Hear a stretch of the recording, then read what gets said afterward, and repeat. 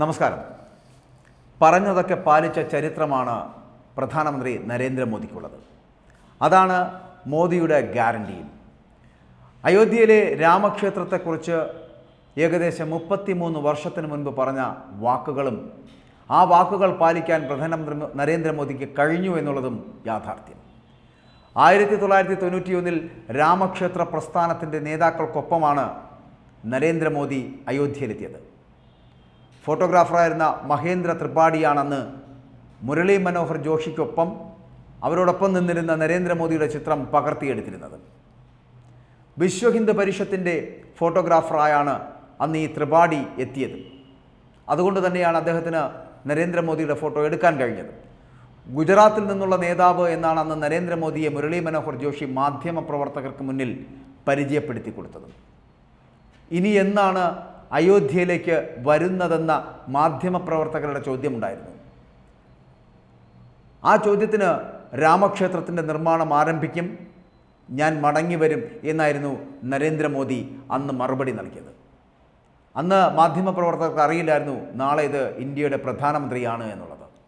വർഷങ്ങൾക്ക് ശേഷം ഭാരതം രാമരാജ്യമാകുമ്പോൾ ആ രാമക്ഷേത്രത്തിൻ്റെ പ്രാണപ്രതിഷ്ഠ നടത്താനും നരേന്ദ്രമോദി അയോധ്യയിലേക്ക് എത്തുകയാണ്.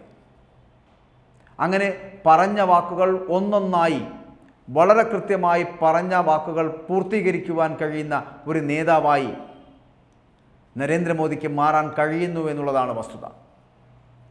ഇപ്പോൾ 1991 മുതൽ കഴിഞ്ഞ 33 വർഷക്കാലം കാത്തിരുന്നത് അദ്ദേഹം ഈ നിമിഷത്തിന് വേണ്ടിയിട്ടാണ്.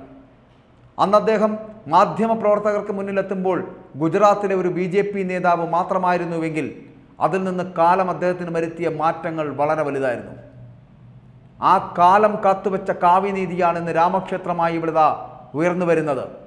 അവിടെ പ്രാണപ്രതിഷ്ഠ നടത്തുവാനുള്ള ചടങ്ങിലേക്ക് എത്തേണ്ടതും അതിനുള്ള നിയോഗവും നരേന്ദ്രമോദിയിലേക്ക് എത്തപ്പെടുന്നു എന്നുള്ളതും ചരിത്രം നൽകിയതാണ്, സാക്ഷിയാണ്, കാലം നൽകിയതാണ്. അതുകൊണ്ട് തന്നെ ആ കാലം നൽകിയ നിയോഗത്തിലൂടെ നരേന്ദ്രമോദി എന്ന് പറയപ്പെടുന്ന വ്യക്തിത്വം ഇന്ത്യ എന്ന് പറയപ്പെടുന്ന മഹാരാജ്യത്തിൻ്റെ നാഥനായി മാറുകയാണ്.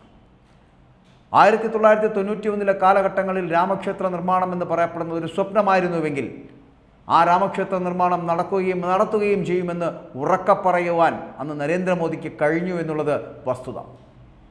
ആ വസ്തുതകൾ കൈമുതലാക്കി കൈപ്പിടിച്ചുകൊണ്ട് തന്നെയാണ് ഓരോ പടിയും ചവിട്ടി നടന്നു കയറിയത്. അന്ന് ആ ഗുജറാത്തിൻ്റെ BJP നേതാവിൽ നിന്ന് ഗുജറാത്തിൻ്റെ മുഖ്യമന്ത്രി പദത്തിലേക്ക് നടന്നു കയറിയതും ആ ഒരു ചടുലതയോടെ കൂടിയായിരുന്നു. 2014 വരെ ഗുജറാത്തിൻ്റെ മുഖ്യമന്ത്രി കസേരയിൽ അജയ്യനായി വിരാജിച്ചിരുന്ന നരേന്ദ്രമോദിയെ പക്ഷേ ഇന്ദ്രപ്രസ്ഥം കാത്തിരിക്കുന്നുണ്ടായിരുന്നു. ആ ഇന്ദ്രപ്രസ്ഥത്തിലേക്ക് നടക്കുവാനും ഈ നരേന്ദ്രമോദിക്ക് കഴിഞ്ഞത് അദ്ദേഹത്തിൻ്റെ ഈ ദാർശനികത കൊണ്ടാണ്.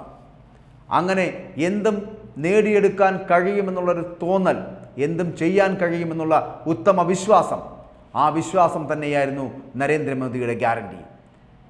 1991 രാമക്ഷേത്ര നിർമ്മാണം നടക്കുമെന്നുള്ളതും മോദിയുടെ ഗ്യാരണ്ടിയായിരുന്നു. ആ രാമക്ഷേത്രം പൂർത്തിയാക്കി പ്രാണപ്രതിഷ്ഠ നടത്താൻ നിയോഗിക്കുന്നു എന്നുള്ളതും ഈ നരേന്ദ്രമോദി എന്ന് പറയപ്പെടുന്ന വ്യക്തിത്വത്തിൻ്റെ ഗ്യാരണ്ടിയാണ്. അങ്ങനെ കാലം കാത്തുവെച്ച കാവ്യനീതി എന്ന് വേണമെങ്കിൽ പറയാം. അദ്ദേഹത്തിന് അതേ രീതിയിൽ വീണ്ടും തിരിച്ച് അയോധ്യയിലെത്തുവാനും ആ അയോധ്യയിൽ പ്രാണപ്രതിഷ്ഠ നടത്തുവാനും നരേന്ദ്രമോദിക്ക് കഴിയുന്നു എന്നുള്ളത് ചരിത്ര നേട്ടമാണ്.